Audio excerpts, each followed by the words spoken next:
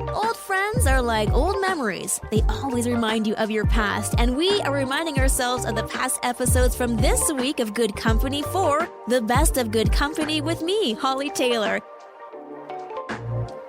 We had some text messages come in about some of the terms that we have heard as, people our age, and we're heading into a season of family gatherings. There's going to be younger people there, and they're going to most likely say words we don't know what they're saying. So producer Mike is here, and Justine is here, also one of our other producers. And you guys are going to help me, right? Yes. Sure. Okay, perfect. So we heard in the clip, no cap. We got a text message from Ange saying, he said no cap. What's no cap? I don't know. Guys? It means you're not lying. Yeah. No cap. It's the truth. It's the truth. No cap. No cap. Okay. So we're going to go and try to use these words and embarrass ourselves. So this is maybe not for us to use, maybe just so we understand them better. Okay, this one is from Lisa. She texted in at 905-338-1250. My kids say sus all the time. Suspect. Yeah, it's like Yeah. suspicious. Okay. You're just cutting the word shorter. Okay. So it's sus. That's so sus. Kids these days don't have enough time for all the syllables, Correct. No, this is one that my nieces and nephews had said around me. Bougie. I can see that. Yeah? Okay. Yeah. Explain. Because I think I know.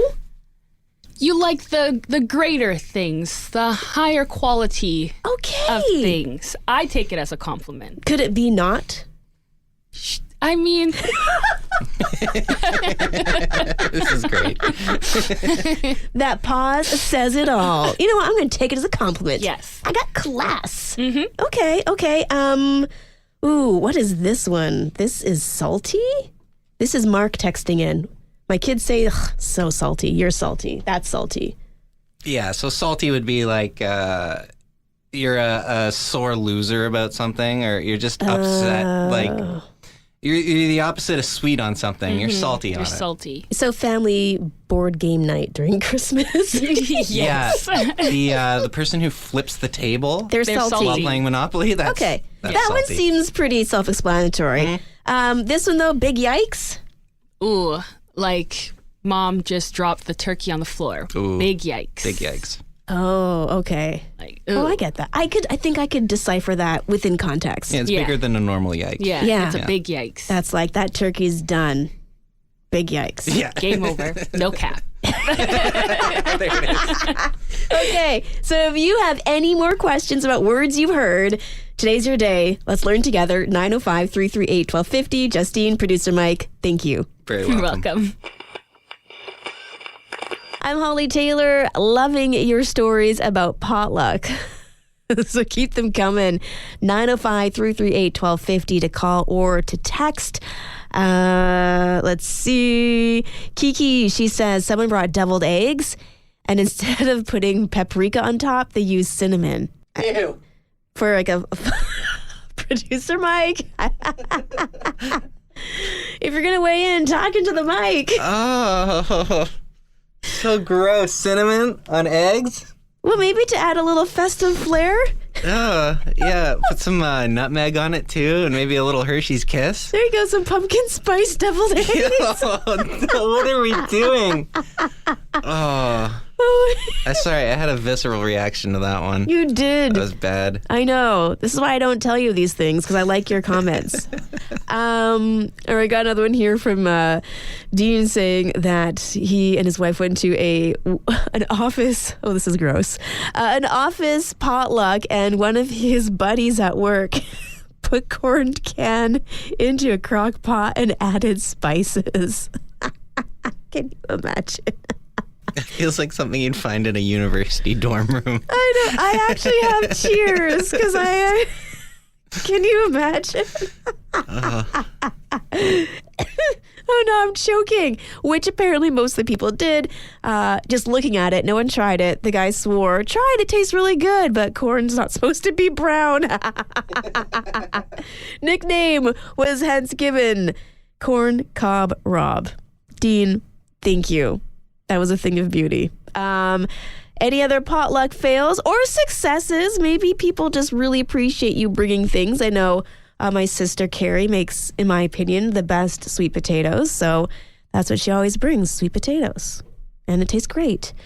Oh, man. Anyway, you got the stories? Looking forward to hearing them. I'm Hollie Taylor, and have you noticed the difference at the till when it comes to shopping for your groceries or even getting ready for Christmas this year? Fun stat, Kevin McAllister of Home Alone went to the grocery store. $19.83 is what his list cost him. Now it's $72.28. So indeed, we are having living experiences of this inflation. It wasn't gradual. It just literally felt like it happened overnight. Producer Mike, I know that we've talked about this off air before when your bag of groceries suddenly costs so much less. Yeah. And I mean, so much more, but you got so much less. Yeah, I used to be able to fill my backpack as I would just walk to the grocery store. Used to cost $40 to $60, depending on what I got. And now it's at least like $70, $80, $90. And it's a small backpack. Yeah. So, well, if you'd stop buying caviar, good grace. That's it. It's all the caviar and the truffles. Just filled to the brim with truffles. With your fancy taste. Yeah. All right. What are some of those cost-saving tips that you have started to use? I know I've mentioned this one on the air before, but really taking it easy on those food delivery apps. Yes, it's convenient, but it's so much more expensive. Yeah. It's like 20% above just getting regular delivery if you have one of the apps. So being mindful of that. And it's just something that come to mind. You know, this year for Christmas, what I've done is bought donations for people. Yeah. So I donated $100 to a food bank in Ottawa for my sister. She lives in Ottawa. Okay. So that's donating to her community. I don't know. Is it a cost-saving thing? It's a gift that is really helping somebody who could really use it. And it just feels like that money is so much better spent on that than like jewelry or gift cards or whatever else I could have got her. So yeah. No, those are some great ideas. Yeah. I love that. You also have like a very big heart, which I really appreciate about you. So thank you. It doesn't surprise me that is the route that you took this year. Thank you. Yeah. No worries. I have littles, so we are not donating in that capacity. But there are other things that we do. I mean, for their dance studio, they've been doing a food drive, so we've been able to take part in that. Text in. What are you doing this Christmas to try to not break the bank, which is an extra challenge this year? Not because of us. You know, the inflation was just a fun thing to watch this year, ? 905-338-1250. I got a message here. This is from Sally. She says that she has really tried to give the gift of time. Everyone's so busy. Time has a much higher value than it once did, in her opinion. And so she is giving people the gift of time. I kind of like that, actually. So that could be even like helping somebody out in the sense of you're giving them a gift of your time and they can spend that time however they want to. So for me, like producer Mike would be babysitting so I could go out. That's how I would spend your gift of time. That's a good gift idea. All right, I'll keep that in mind. You have the gift of time. How are you going to spend it?